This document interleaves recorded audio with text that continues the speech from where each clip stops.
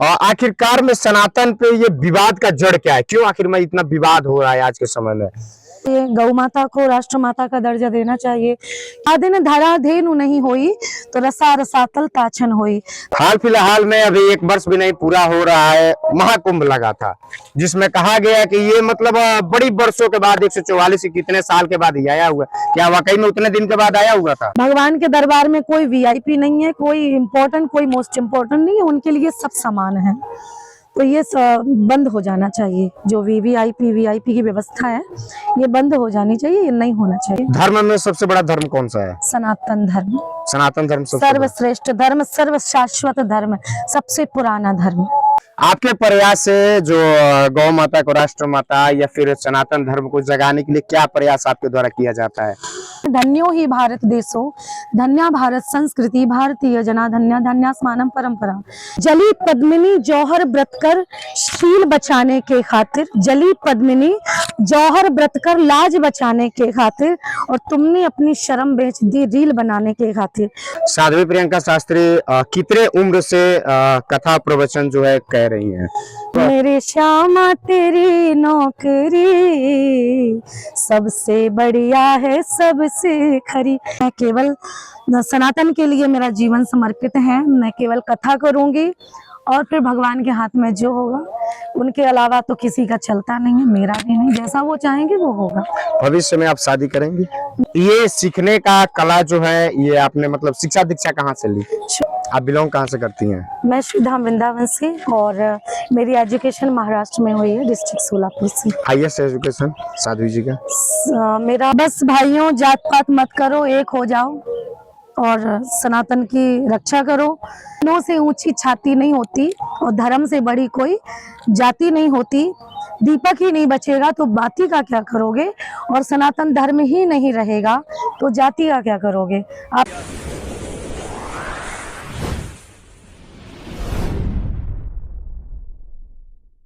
नमस्कार। आज का जो समय है सनातन का है, धर्म का है, और इस पे काफी विवाद भी हो रहा है। इन बिंदुओं पे बात करेंगे और जानने का प्रयास करेंगे कि आखिरकार में ये सनातन पे विवाद जो है कब खत्म होगा। बराबर देखा जाता है कि साधु महात्मा संत जितने हैं उन लोगों पे विवाद ही विवाद छिड़ा रहता है। सोशल मीडिया का जमाना तो जाहिर सी बात है विवाद तो होना ही है, लेकिन इन विवादों में काफी साधु महात्मा बराबर घिरे पाए देखे जाते हैं कि हमेशा घिरे रहते हैं। इन्हीं बिंदुओं पे बात करने के लिए हमारे साथ आज साध्वी प्रियंका शास्त्री जी हैं। इनसे बात करेंगे, जानने का प्रयास करेंगे कि आखिरकार में विवाद का जड़ क्या है। सबसे पहले आपका स्वागत है हमारे चैनल में। आपका बहुत बहुत आभार, धन्यवाद। और आखिरकार में सनातन पे ये विवाद का जड़ क्या है? क्यों आखिर में इतना विवाद हो रहा है आज के समय में? क्योंकि सनातन धर्म जो है वो सबसे ज्यादा पुराना धर्म है, शाश्वत धर्म है, सर्वश्रेष्ठ धर्म है, और इसको मिटाने का सबका प्रयास चल रहा है कि इसको मिटा दिया जाए जड़ से। तो सनातन के जो ठेकेदार हैं, जो धर्म प्रवक्ता हैं, जो साधु संत हैं, वो कहीं ना कहीं सनातन संस्कृति के अलग को जगाए हुए हैं, और इसीलिए इनको परमानेंट लोग लपेटे रहते हैं किसी ना किसी मुद्दे पर। तो साधु संत ही हैं जो सनातन संस्कृति को जगाए हुए हैं, और आप सभी को भी जगाने का प्रयास कर रहे हैं, तो ताकि आप सब लोग युवा जाग जाएं, और जब युवा जागेगा तो ही हमारा धर्म सुरक्षित रहेगा।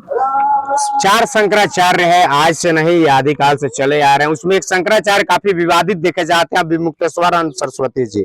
उनका एक हाल फिलहाल बयान और यात्रा कर रहे हैं, हमारे सिवान जिला भी आए तो उन्होंने यात्रा कर रहे हैं कि गौ को राष्ट्र माता जो है घोषित किया जाए। वो बीजेपी के दफ्तर तक गए थे, कांग्रेस के दफ्तर तक गए थे। क्या ये होना चाहिए? बिल्कुल होना चाहिए। गौ माता को राष्ट्र माता का दर्जा देना चाहिए, क्योंकि गाय माता जो होती है वो पशुओं में गिनती नहीं है उसकी। और एक बच्चे की माँ जब मर जाती है तो आपको याद होगा कि गाय माता का दूध ही उसे सूट करता है, और गौ का दूध पिला करके ही उसे बड़ा किया जाता है। गाय का दूध तो अमृत है ही है, लेकिन उसका मूत्र भी कैंसर जैसे रोगों के कीटाणुओं को समाप्त करने में सामर्थ्यवान है। तो गौ माता के शरीर में 33 कोटि देवी देवता विराजमान हैं, और उसके श्वास से ही कई रोग समाप्त हो जाते हैं। तो इन सब बातों के कारण गौ माता कहीं ना कहीं उसका ह्रास होता चला जा रहा है। गाय कचड़ा खा रही है, और लोग घर में कुत्ता पाल रहे हैं, लेकिन गाय नहीं रख रहे हैं। तो हिंदू हो तो गाय जरूर रखो, क्योंकि शास्त्र कहते हैं कि जा दिन धरा धेनु नहीं होई तो रसा रसातल ताछन होई। धरती पर जिस दिन गाय समाप्त हो जाएगी उसी दिन धरती पाताल लोक में चली जाएगी। आखिरकार में ये सरकार कर क्यों नहीं रही है? आप लोग जितने साधु महात्मा कहते हैं कि हमारी सरकार मतलब भाजपा सरकार, तो ये सरकार से मांग कर रहे हैं, आखिरकार में हो नहीं रही है। तो उसका प्रयास चल रहा है।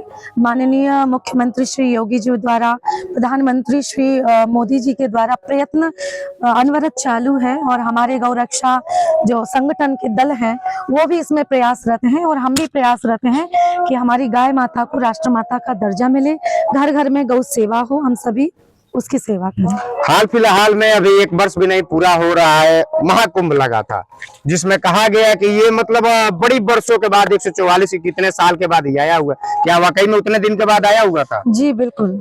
और देखिए मुख्य बात यह है, ये बड़े बड़े मेले इसलिए लगते हैं ताकि हम सभी हिंदू एकत्रित हो सके, इकट्ठे हो जाएं, और एकता कैसी है हम लोगों की ये जानने के लिए ये मेले लगते हैं।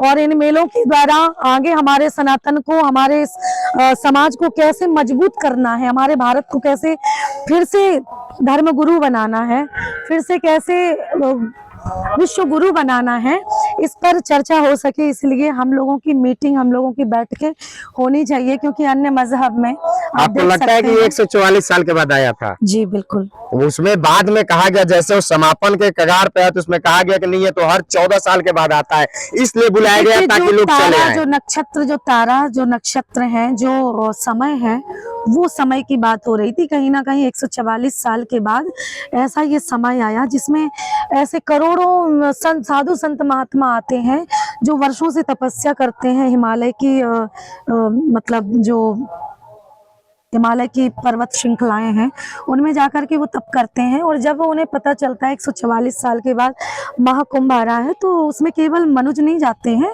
यद्यपि देवता, किन्नर, नाग, सिद्ध, गंधर्व जो हमें दिखाई भी नहीं देते वो तक आते हैं। और उन्हीं के तपस्या के कारण माँ गंगा, जब उसी गंगा के अंदर साधु संत महात्मा स्नान करते हैं, अपना तप का बल देते हैं, तो वही गंगा माँ तब जाकर के हम और आपके पाप धोने में सक्षम होती है, सामर्थ्यवान। एक बड़ा सवाल आज के समय में देखा जाता है कि जो खासतौर से हमारे सनातन हिंदू धर्म में, कि आप मंदिर में अगर दर्शन करने के लिए जाइएगा तो वहाँ पे VIP एक अलग व्यवस्था है, यानी आप जाइएगा तो अलग व्यवस्था है, आम लोग जाएंगे तो अलग व्यवस्था है। ऐसा क्यों? नहीं होना चाहिए भाई। भगवान के दरबार में भी मतलब फीस लग रहा है, वो गलत बात है।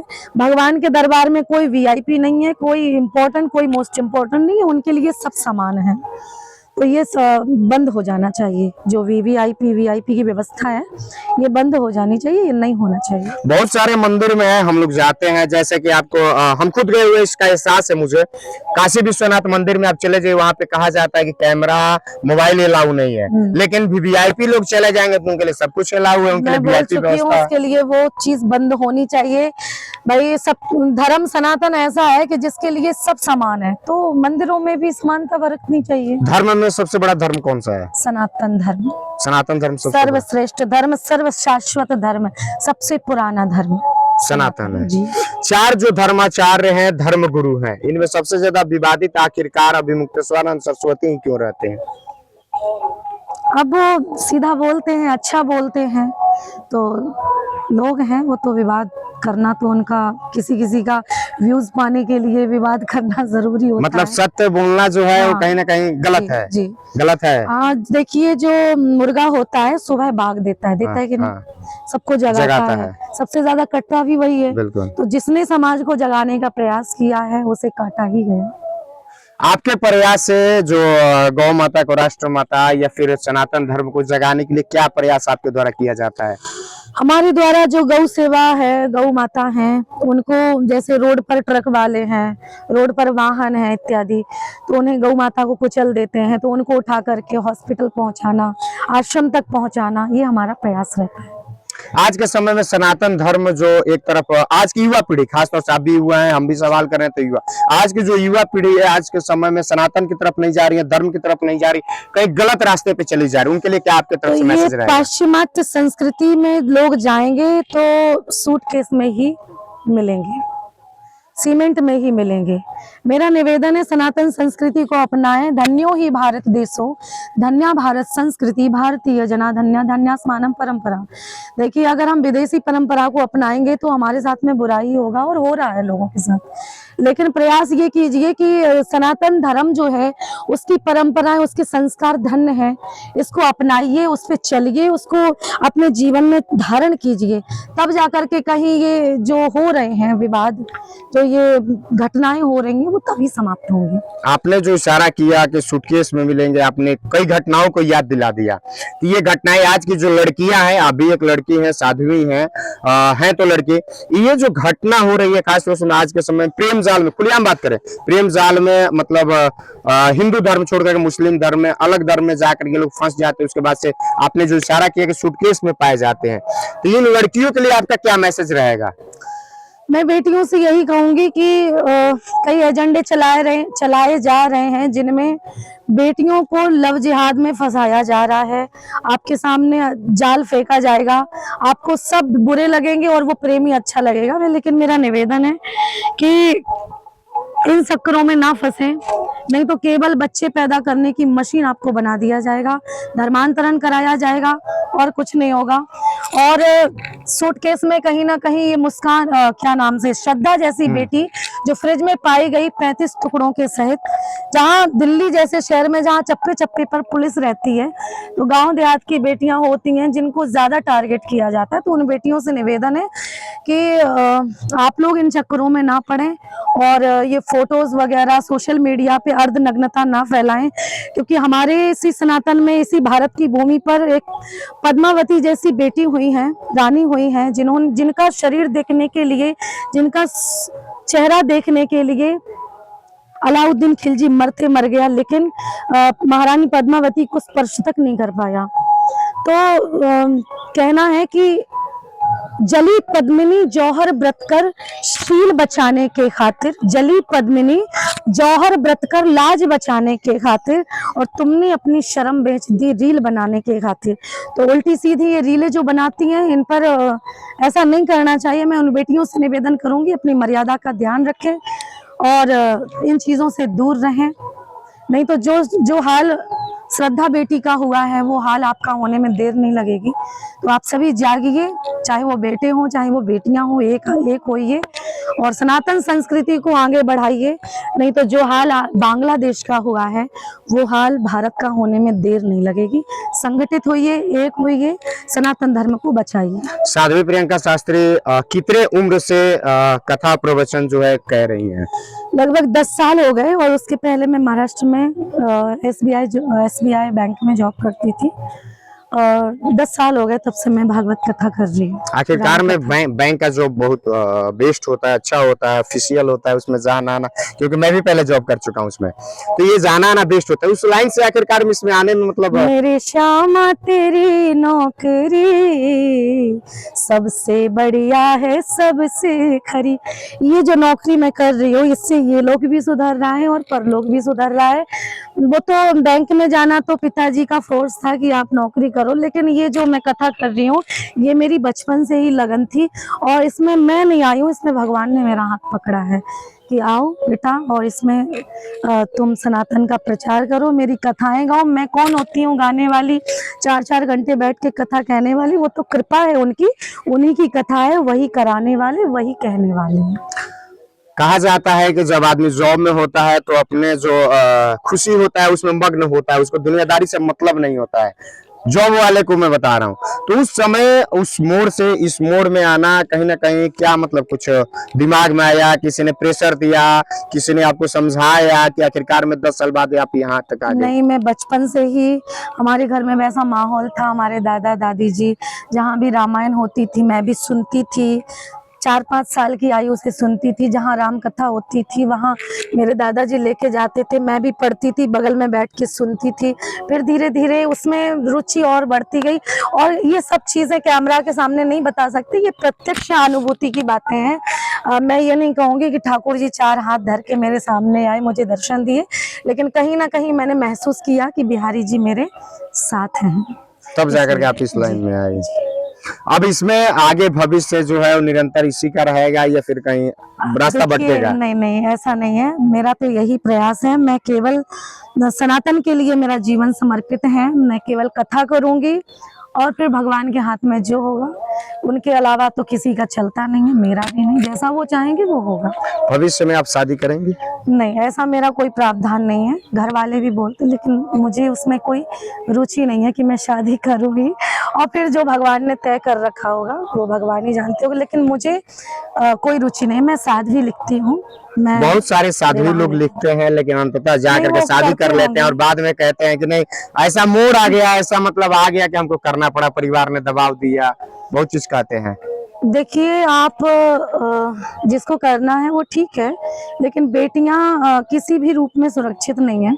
शादी के पहले एक बेटी का जो रक्षा है उसका भाई या उसका बाप पिता करता है, शादी के बाद उसका पति, और जब वो वृद्ध हो जाती है तो उसका बेटा। लेकिन मेरे लिए तो आप सभी ही मेरे भाई हैं। आप सबके बीच में मैं रहती हूँ, आप सभी मुझे बेटी की तरह रखते हैं। तो मुझे अभी इस चीज़ की कोई आवश्यकता नहीं है कि मैं विवाह करूँ ही, और आगे भी ऐसा कुछ नहीं है। भविष्य में जिस तरह से आप निरंतर जो आपकी मधुर आवाज है, जिस आवाज में कहीं ना कहीं लोग मंत्रमुग्ध हो जाते हैं सुनते हैं, तो ये सीखने का कला जो है, ये आपने मतलब शिक्षा दीक्षा कहाँ से ली? श्री धाम वृंदावन से। वहां से आपने लिया? आपके गुरु श्री श्री महाचैतन्य प्रभु जी महाराज। उनसे आपने कितने सालों से आप मतलब जैसे इस फील्ड में जहां तहां आप कथा कह रही हैं, कितने सालों से चल रहा है? 10 साल से।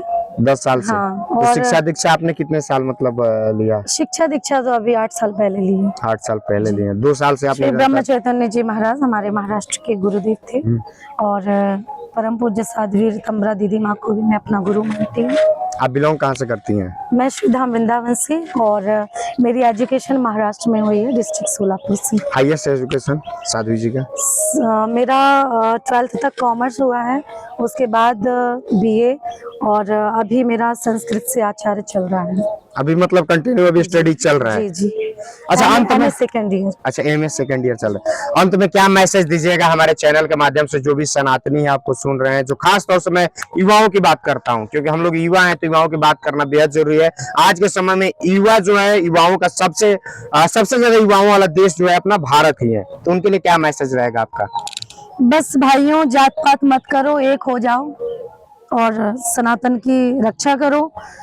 चाहे कोई भी हो, सब एक हो जाओ। क्योंकि मैं हमेशा कहती हूँ अपनी कथा में कि जो लोग जात पात करते हैं, तो कहूंगी कि कंधों से ऊंची छाती नहीं होती और धर्म से बड़ी कोई जाति नहीं होती। दीपक ही नहीं बचेगा तो बाती का क्या करोगे, और सनातन धर्म ही नहीं रहेगा तो जाति का क्या करोगे। आप सब लोग एक होइए, मजबूत बनिए, क्योंकि सब चारों भाई, ब्राह्मण, क्षत्रिय, वैश्य, शूद्र, ये 4 भाई हैं। सबसे बड़ा भाई ब्राह्मण, फिर छोटा भाई क्षत्रिय, हम चारों भाई हैं। तो ब्राह्मण जो है बैठ करके उपदेश देता है, अपने तीनों भाइयों को समझाता है, तो उसकी बात मानिए। और ब्राह्मण हमेशा यही कहता है, सर्वे भवन्तु सुखिनः, सर्वे सन्तु निरामयाः, सर्वे भद्राणि पश्यन्तु मां कश्चित् दुःख भाग् भवेत्। सबके पूरे विश्व की मंगल की कामना करने वाला एक सनातन धर्म है, तो इसकी रक्षा करना हमारे कंधों पर ये भार है। इसकी रक्षा हम सबको मिलकर करना है। तो सुना आपने हमारे साथी साध्वी प्रियंका शास्त्री, जिनका स्पष्ट रूप से संदेश है खासतौर से युवाओं के लिए कि कैसे आपको रहना है, कैसे मार्ग आपको प्रशस्त करना है और कैसे चलना है। आज की जो युवा है, किस तरह से युवा भटक रहे हैं, आज के युवा किस रास्ते पे जा रहे हैं, किस मोड़ पे जा रहे हैं, कहीं ना कहीं अपने धर्म को, अपने जात को और अपने संस्कृति को नहीं पहचान रहे, दूसरे मोड़ की तरफ जा रहे हैं, उनके लिए इनका संदेश रहा। खैर चलिए, कमेंट करके बताइए आपकी क्या राय, आप क्या सोचते हैं। जय हिंद।